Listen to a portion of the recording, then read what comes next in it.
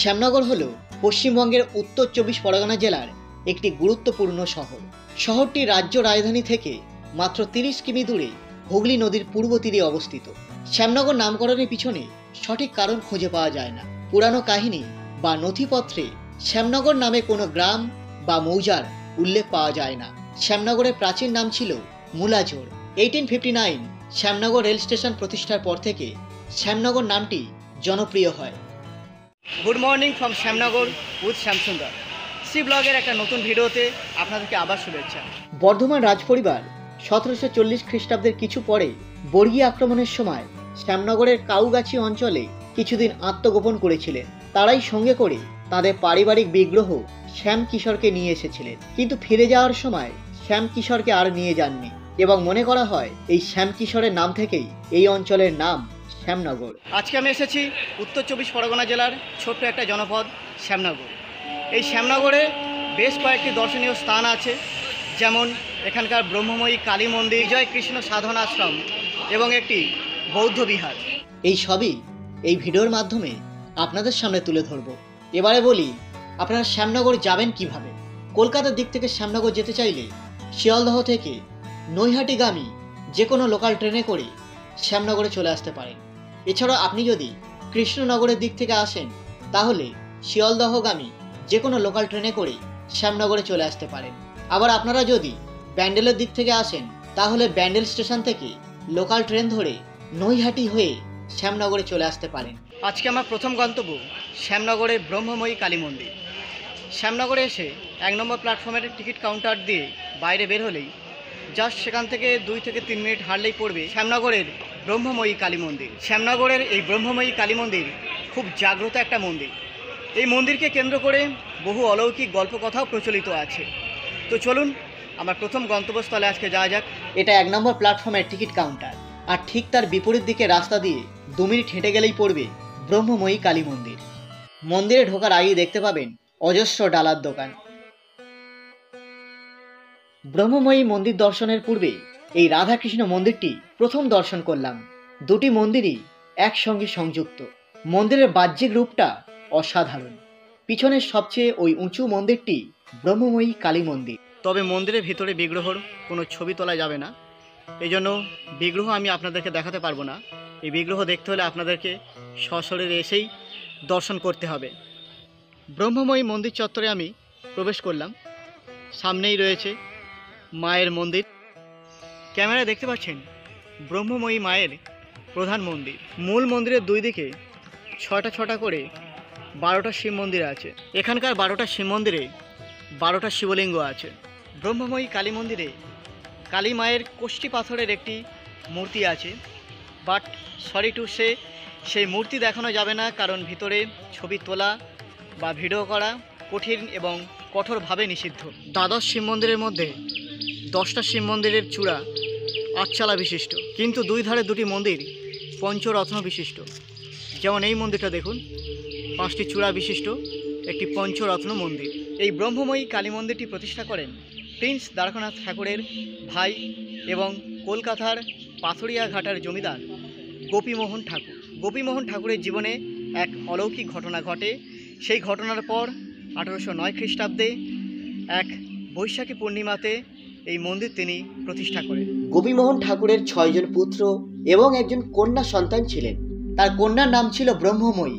তৎকালীন সময়ে বাংলায় বাল্য বিবাহ রীতি প্রচলিত ছিল।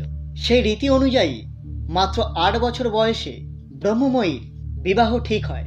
বিবাহের দিন ব্রহ্মময়ীকে কলকাতার আহিরিটোলা ঘাটে পালকিতে করে নিয়ে যাওয়া হয় গঙ্গায় স্নান করানোর জন্য। কিন্তু গঙ্গায় ডুব দেওয়ার পর তিনি আর জল থেকে ওঠেননি, জলের মধ্যেই তিনি হারিয়ে যান। কন্যাকে না পেয়ে গোপীমোহন ঠাকুর প্রায় পাগল হয়ে যান। এই সময় তার কন্যা তাকে স্বপ্নে দেখা দেন। স্বপ্নে বলেন, মুলাজোড়ে গঙ্গার তীরে আমাকে পাওয়া যাবে। মুলাজোড় তখন জঙ্গলে ভরা ছিল। তার মাঝেই গঙ্গার ধারে গোপীমোহন কন্যা ব্রহ্মময়ীর মৃতদেহ খুঁজে পান, আর সেই মৃতদেহের পাশেই কোষ্ঠী পাথরের একটি কালী মূর্তিও ছিল। তারপর গোপীমোহন এই মন্দির নির্মাণ করে সেই কালী মূর্তিকেও মন্দিরে প্রতিষ্ঠা করেন এবং কন্যার নামে নামকরণ করেন মুলাজোড়ের ব্রহ্মময়ী কালী মন্দির।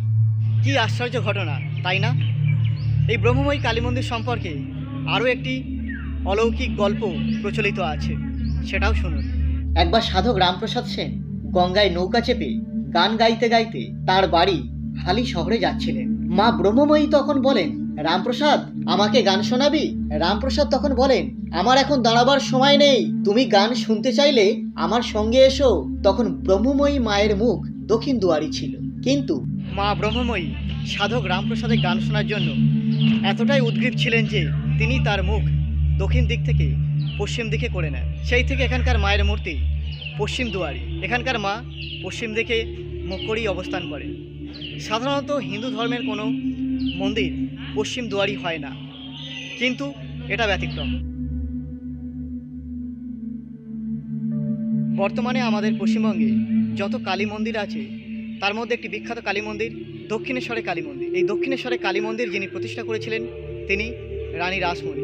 লোকমাথা রানী রাসমণির বাপের বাড়ি ছিল হালি শহরে। তিনি যখন হালি শহরে বাপের বাড়িতে আসতেন, মাঝে মাঝে তিনি এই মুলাজোর কালী মন্দিরে আসতেন। মায়ের যখন 16 বছর বয়স তখন এখানকার মন্দির তৈরি হয়। তারও ইচ্ছা ছিল তিনি এখানকার কালী মন্দিরের মতোই একটি কালী মন্দির তৈরি করবেন। একবার রানী রাসমণি কাশী যাবার পরিকল্পনা করেন। যাত্রার পূর্বরাত্রে রানী মায়ের স্বপ্নাদেশ পান, কাশী যাবার প্রয়োজন নেই, গঙ্গার ধারে একটা মন্দির নির্মাণ করে মা কালীর পূজা কর। সেই মতো রানী সিদ্ধান্ত নিলেন দক্ষিণেশ্বরে মায়ের মন্দির নির্মাণ করবেন। রানী রাসমণি ইংরেজ কোম্পানি ম্যাকিনটশ বার্নকে মন্দির নির্মাণের বরাত দিয়েছিলেন। সেই কোম্পানির ইঞ্জিনিয়াররা দক্ষিণেশ্বরের মন্দির বানানোর আগে মুলাজোড়ের এই ব্রহ্মময়ী কালী মন্দিরটি পরিদর্শন করে যান। ব্রহ্মময়ী কালী মন্দিরের সামনে আছে একটি নাট মন্দির। অনেকেই হয়তো জানেন না নাট মন্দির কি। যারা জানেন না তাদের জন্য বলছি, আগের দিনে যে সমস্ত মন্দির বানানো হতো সেই মন্দিরের সামনে একটা করে নাট মন্দির বানানো হতো।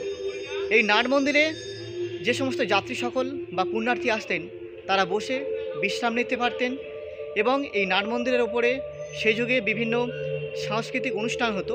সাংস্কৃতিক অনুষ্ঠান বলতে ধর্মীয় অনুষ্ঠানই হতো, পালা গান, যাত্রা গান, এই সমস্ত গান বাজনাই হতো। নাট মন্দিরের সামনে আছে একটি কাঠের হাড়ি কাঠ, বর্তমানে ক্ষয়িষ্ণু প্রায়। এখানে প্রতি বছর পৌষ মাসে মেলা বসে। এই মেলা সারা পৌষ মাস ধরেই চলে। এখানে কালী মায়ের পূজার একটা ভিন্ন রীতি প্রচলিত আছে। সেটা হলো এখানে মা কালীকে পূজা দিতে হয় জোড়া মূলো দিয়ে। জোড়া মূলো দিয়ে মা কালীকে পূজা করতে হয় বলে এই জায়গার প্রাচীন নাম ছিল মুলাজোর, যদিও পরবর্তীকালে সেই নাম পরিবর্তন করে হয় শ্যামনগর। ব্রহ্মময়ী কালী মন্দিরের সামনে এই গঙ্গা নদী অবস্থিত, গঙ্গা হুগলি, আর এটা হচ্ছে শ্যামনগর ফেরিঘাট। এখান থেকে ফেরি পার হয়ে ওপারে তেলিনীপাড়া ফেরিঘাটে যাওয়া যায়। মা কালীর মন্দির দর্শন করে আবার টিকিট কাউন্টারের সামনে মেন রোডে ফিরে এসে নৈহাটির দিকে মুখ করে হাঁটা শুরু করলাম। 3 থেকে 4 মিনিট হাঁটার পর পড়ল একটা রেলগেট। সেখান থেকে অটো ধরে রওনা দিলাম বিজয় কৃষ্ণ সাধন আশ্রমে। অটোতে উঠে বলবেন মণ্ডলপাড়া বিজয় কৃষ্ণ সাধন আশ্রম যাব, বললে ঠিক এই জায়গাটা নামিয়ে দেবে। আমার পিছনে দেখুন একটা সাইনবোর্ড আছে। আশ্রমে যাবার জন্য এটাই মোড়, আর এই সাইনবোর্ড এখান দিয়ে এই যে রাস্তাটা বরাবর চলে গেছে, এখান থেকে জাস্ট 2 মিনিট হাঁটলেই পড়বে আশ্রম। শান্ত নিরিবিলি পরিবেশের মধ্যে অবস্থান করছে এই আশ্রমটি। দরজা ঠেলে ভিতরে প্রবেশ করলাম। বিজয় কৃষ্ণ গোস্বামীর স্মরণে আশ্রমটি প্রতিষ্ঠা করেন শ্রীমৎ স্বামী পরমানন্দ সরস্বতী মহারাজ। বিজয় কৃষ্ণ গোস্বামী ছিলেন ব্রাহ্ম সমাজের অন্যতম আচার্য এবং অদ্বৈত আচার্যের বংশধর। তিনি যে বৈষ্ণব ধর্ম প্রচার করেন তা নব্য বৈষ্ণব নামে পরিচিত। আশ্রমটি দেখে আবার সেই মোড়েতে ফিরে এসে আর একটু সামনের দিকে হেঁটে যাচ্ছি। অটো করে যখন আসি তখন অটো ড্রাইভার এখানে আরও একটা আশ্রম আছে বলে আমাকে জানিয়েছিল, যেটা হচ্ছে রাঙা ঠাকুরের আশ্রম। তো সেই আশ্রমেতে আমি এখন যাচ্ছি। এই হলো রাঙা ঠাকুরের আশ্রমে প্রবেশের সিংহদুয়ার। এটা দিয়ে আশ্রমের ভিতরে প্রবেশ করতে হয়। এই আশ্রমের প্রতিষ্ঠাতা শ্রীমৎ রাঙা ঠাকুর পাবনা জেলার হাবিবপুর গ্রামে 1938 খ্রিস্টাব্দে তিনি জন্মগ্রহণ করেন। শৈশবে তার নাম ছিল শ্রী হরিনারায়ণ চক্রবর্তী। এখানে আছে একটি শিব মন্দির, এছাড়াও আছে 10 মহাবিদ্যার একটি কক্ষ। আমি যখন এখানে প্রবেশ করি তখন আশ্রমটি বন্ধ ছিল, এই জন্য আশ্রমের সকল অংশের ভিডিও আমি আপনাদের দেখাতে পারলাম না। এখানে একটি পুকুরও আছে যেখানে সকল তীর্থের জল এনে ঢালা হয়েছিল। এই যে দুটি আশ্রম আমি আপনাদেরকে দেখালাম, এই দুটি আশ্রমের পরিবেশই খুব শান্ত এবং নিরিবিলি। আর একটা ইনফরমেশন আপনাদের কাছে শেয়ার করি, এই দুটি আশ্রমের কোনো আশ্রমেই কিন্তু ভোগ প্রসাদের ব্যবস্থা নেই। এই যে রোড দিয়ে আমি এসেছি সেই রোড দিয়ে আবার আমি ফিরে যাব স্টেশনের দিক। স্টেশনে আগেই পড়বে 26 নম্বর গেট বলে একটা জায়গা, সেখান থেকে যেতে হবে আমার আজকের ভিডিওর লাস্ট ডেস্টিনেশন বৌদ্ধ বিহার। সামনে আছে 26 নম্বর রেলগেট, আর তার পাশ দিয়ে একটা রাস্তা চলে গেছে। এই রাস্তা দিয়ে 5 মিনিট মতো হাললেই পড়বে বৌদ্ধ বিহার। বৌদ্ধ বিহারে ঢোকার প্রধান যে দরজা সেটা বন্ধ থাকায়, এখন দুপুর হয়ে গেছে এই জন্য বন্ধ আছে, তো সাইডে একটা দরজা আছে, এটা দিয়েই ভিতরে প্রবেশ করব। বৌদ্ধ বিহারে ঢোকার জন্য এটাই প্রধান দরজা, তো এটা বন্ধ থাকায় আমি সাইডের দরজা দিয়ে ঢুকেছি।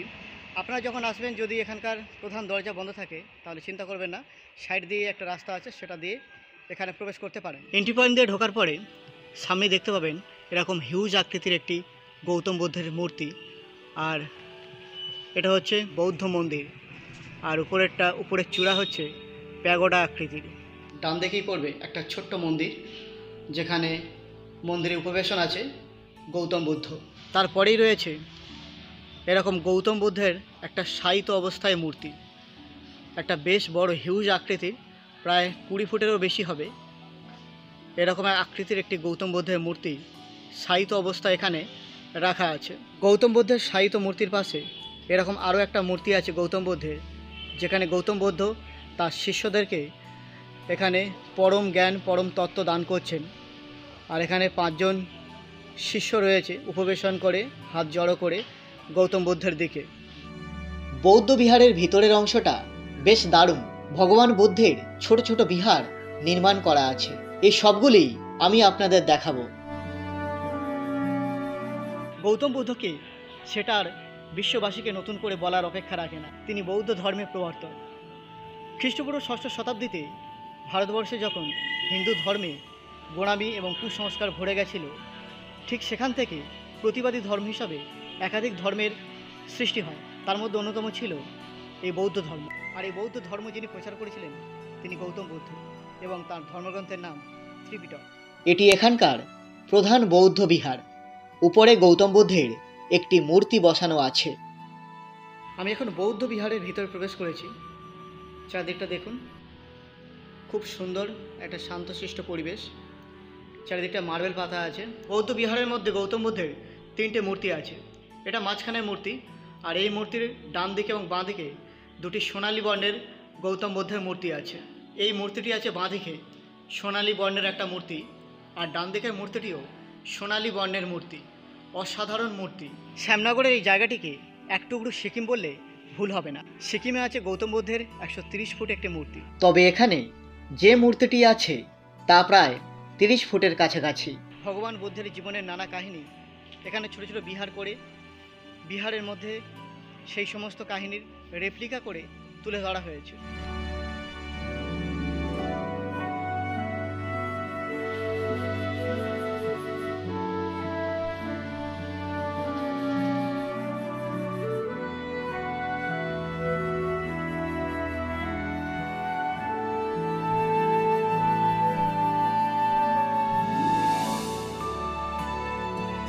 গৌতম বুদ্ধ এখানে ধ্যানরত, আর তার উপরে একটি সাপ ছত্র বিস্তার করে আছে, আর পাশে আরও একটি গৌতম বুদ্ধের মূর্তি আছে দেখুন। এর আগে আমি কখনো কোনো বৌদ্ধ বিহারে প্রবেশ করিনি, এই প্রথম কোনো একটা বৌদ্ধ বিহারে আমি এসেছি, আর এসে বেশ ভালোই লাগছে। এখানকার চারিদিকে যে পরিবেশ পরিস্থিতি সাজানো গোছানো, আর চারিদিকে বৌদ্ধ মূর্তি রয়েছে, বেশ ভালোই লাগছে। তো যাই হোক বন্ধুরা, এই ছিল আজকের ভিডিও। আপনারা চাইলে একদিন শ্যামনগরে আসতে পারেন, শ্যামনগরে এসে শ্যামনগরের এই সমস্ত দর্শনীয় স্থানগুলি ঘুরে দেখতে পারেন, অবশ্যই ভালো লাগবে। আর নেক্সট ভিডিওতে আবার আপনাদের সঙ্গে দেখা হচ্ছে। ততক্ষণ ততদিন ভালো থাকবেন, সুস্থ থাকবেন। Thank you all of you.